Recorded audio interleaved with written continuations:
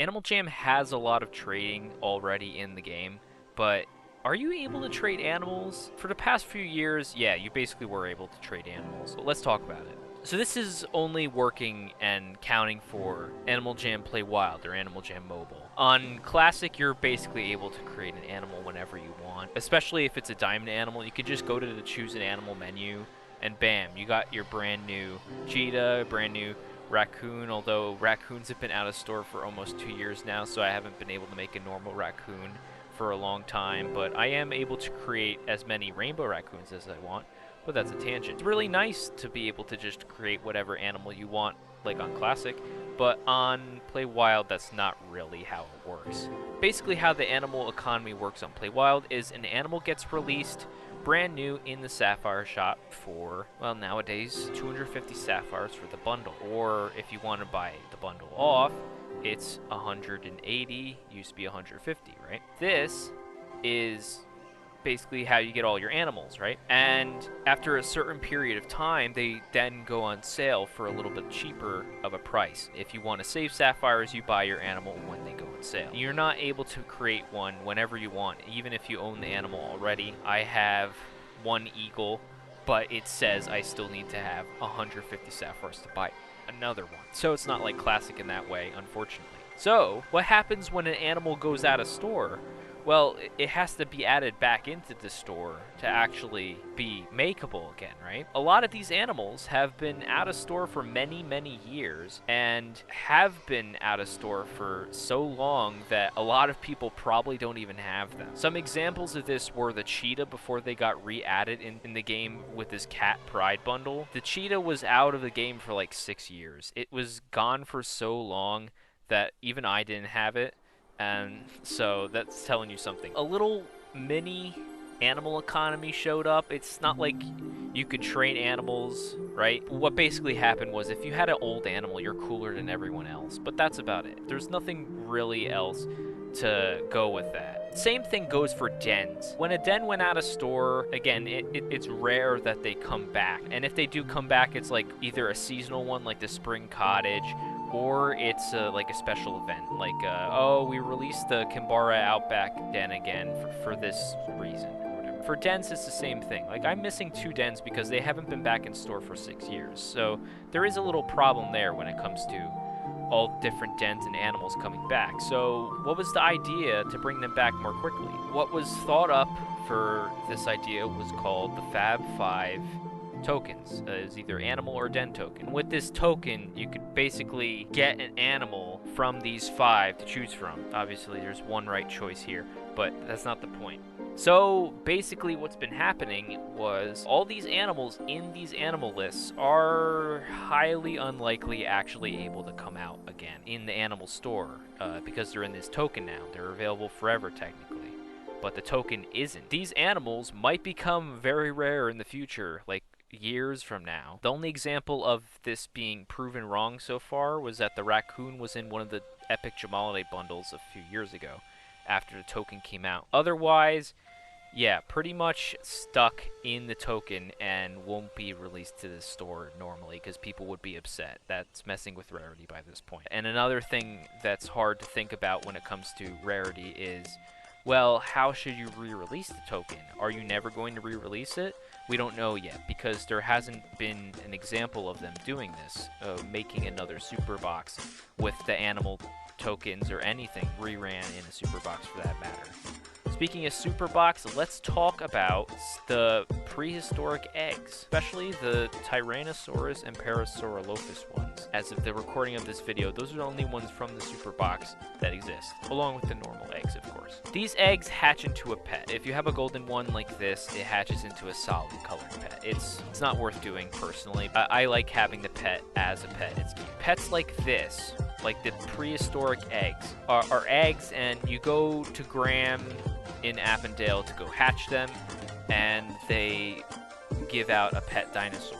If you want to, you could level up your dinosaur and it will grow up and you can eventually go to Serapia Forest and go grow up your dinosaur yourself. It's been a couple years since this has been revealed and released. This has been released November 2021, so it's been almost 3 years by this point since these came out, and they've been quite a success. Basically, nowadays people trade for the dinosaurs to grow up as an animal. So what they do is they find a cute looking pet with the colors they want, and then they go and grow it up here after hitting level 5, and they get a nice looking dinosaur avatar. Some examples of which are like this pteranodon I have.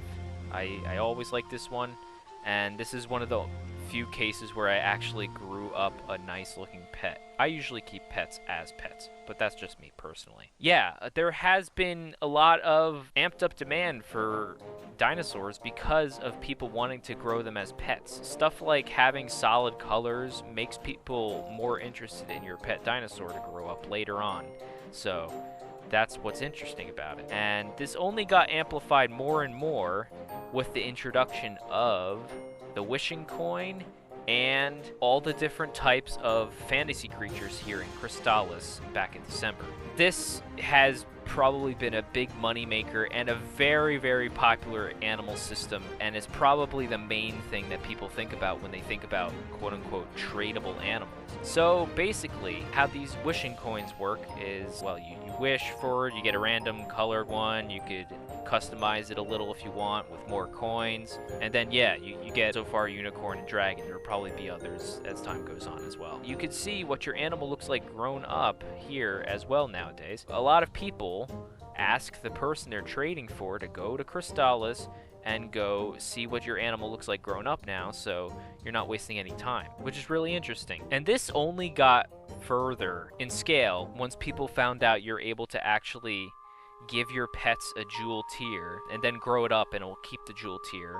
So if you have a rainbow pet with a rainbow tier grown up, it will basically have a permanent rainbow potion, right? Yeah, a lot of people that have the insane amount of funding to do that have chosen to make a rainbow trail dragon or rainbow trail unicorn and all those different animals, which is personally a little crazy.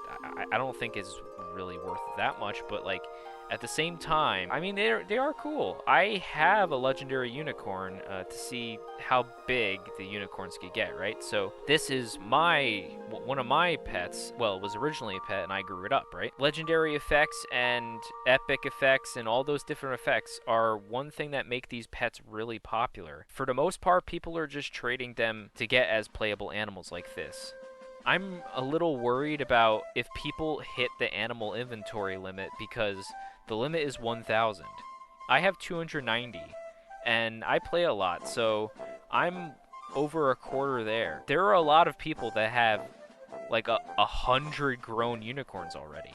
So what happens in a few years' time? Are they going to have to increase the inventory limit for animals, even though animals themselves aren't tradable at all? It's really a big question that I have no idea how to answer. It's really interesting. Personally, I'm not the biggest fan of animal trading, so to say. For the Fab Five tokens, I basically only need one of each animal. I don't need more of them. And if I do, well, I'll get them when the token comes close, and not nowadays when you're trying to get those tokens because they're so expensive. The Fab Five yellow animal token was going for like 25,000 sapphires or something, close to when the indigo token came out. There's not as much hype now, so I'm not sure what they're worth, but they're still worth a lot more than 150 sapphires for an animal that would normally be in the sapphire shop for that price, right? These animals are definitely premium nowadays, which is really interesting. And for the mythical creatures and the dinosaurs, I am fine with one of each, and with animals like the unicorn, I do like having a legendary effect just to see how big they can get. I guess I'll mention this here. There was a really cool glitch that happened a little while ago. It's now patched, where you're able to grow up a unicorn in the dinosaur machine and is able to get all these different effects. The wish certificate on the unicorn is blank. It just says unicorn, and this is what it looks like. It has so many different horns, and I love it. It's so cool. But unfortunately, that doesn't work anymore, so you missed out on that one. But what do you think? Do you think that animals really should be tradable? Because basically at this point, the most popular animals are tradable. I don't know. It's up to your interpretation. Leave it in the comment. And I'd love to hear your opinions on this subject. If you like my content, then why not subscribe? And with that, this is Brad Stormer, storming out.